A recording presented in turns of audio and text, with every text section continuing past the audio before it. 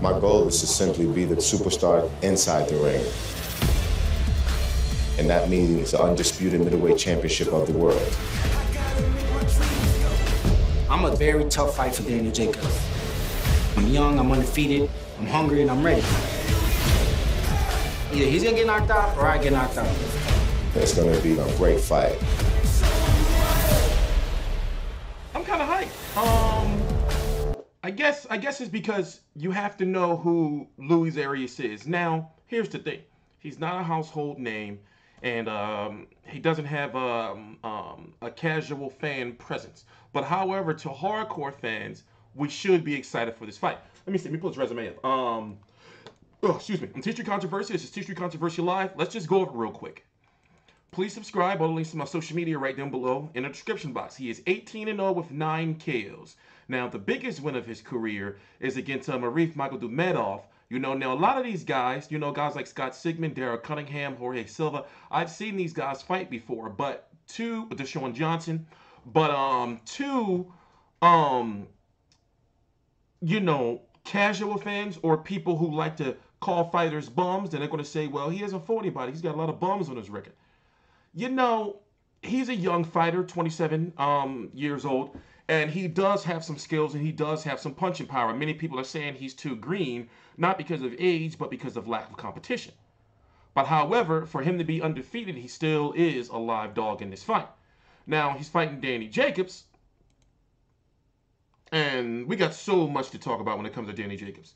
32-2 with 29 KOs. His last fight was that big fight against Golovkin. So even though he lost the fight, in a good portion of fans' eyes, there's a lot of fans who felt that he won.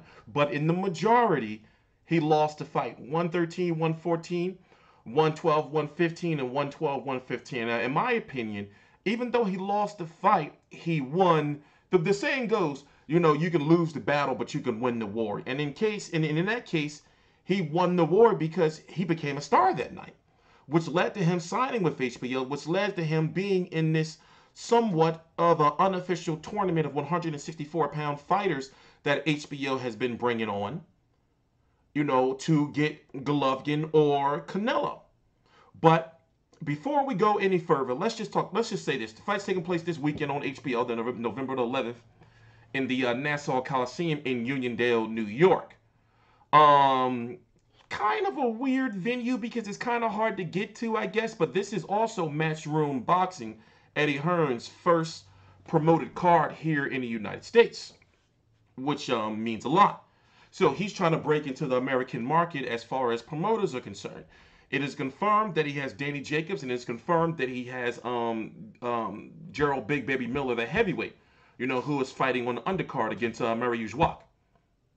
So, I'm trying to figure out where to start. By the way, I do my videos live, so you know, I get frustrated when people say, "Man, you should edit these videos and all that." No, because then that would be what you want me to. I mean, what you want me to do, not what I want to do. And I've been doing this for years now. So let's start here. What does this fight mean for Danny Jacobs? That's a good way to start. Now he is ranked number 3 by the IBF, if I'm correct. I know Canelo's number 1. Hold on, we're gonna find out right now. So, he wants a rematch against Gennady Golovkin. But in order to get that middleweight, here we are. Now let's go look at this. And I'm going to explain this the best way I can. This is the perfect place to start. You have Golovkin, who's the champion. You have Jamal Charlo. I spoke to him this weekend. I'm going to upload that video later on. Let me zoom in some. You know, he is going to be fighting. He confirmed that he's going to be fighting for the WBC Interim Championship.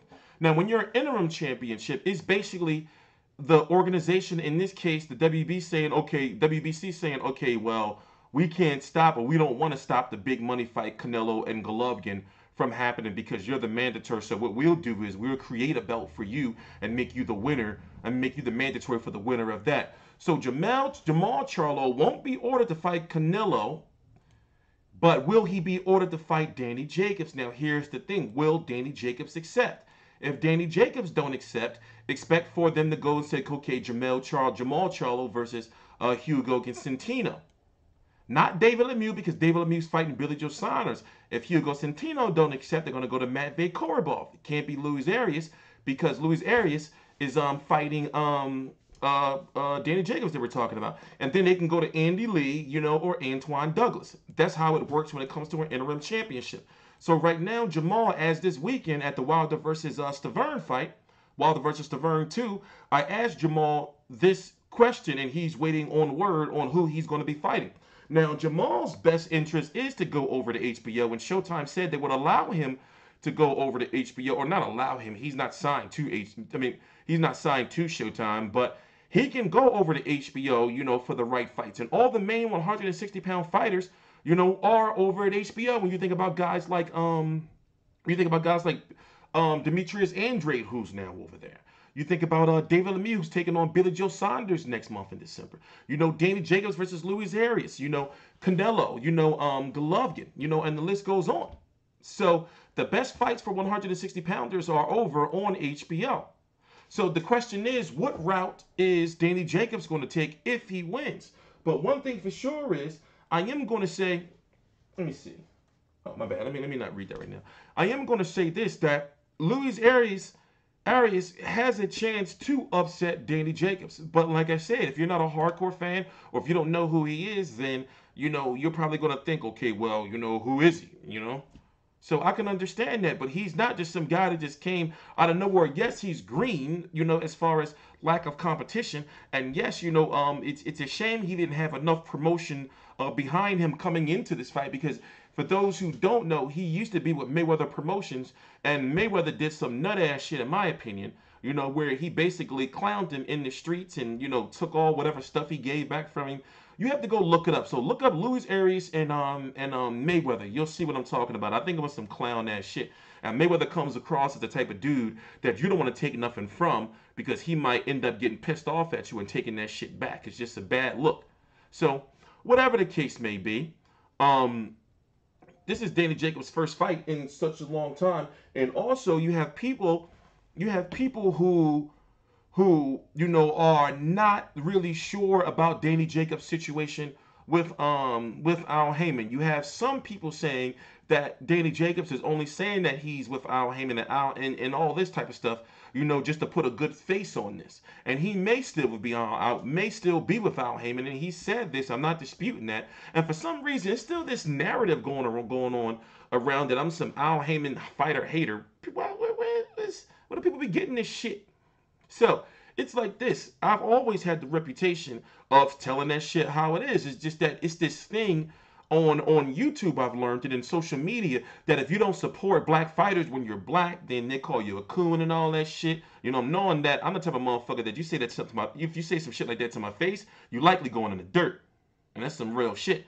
So it's just, I guess, you know, I guess you can't really be like constructive, you know, or what is it called, constructive criticism. And me, I like to get to the bottom of shit. So, you know, I've been doing this so long that I've listened to so many, you know, boxers spew bullshit and everything. Not saying Danny Jacobs is bullshit. Not saying that it really shouldn't matter, because truth be told, I think he made the right decision by signing with HBO, because the big fights for 160 pounders are at 160. So I look at it like this. In this day and age, it's a shame it has to be this way, but the networks are promoters too.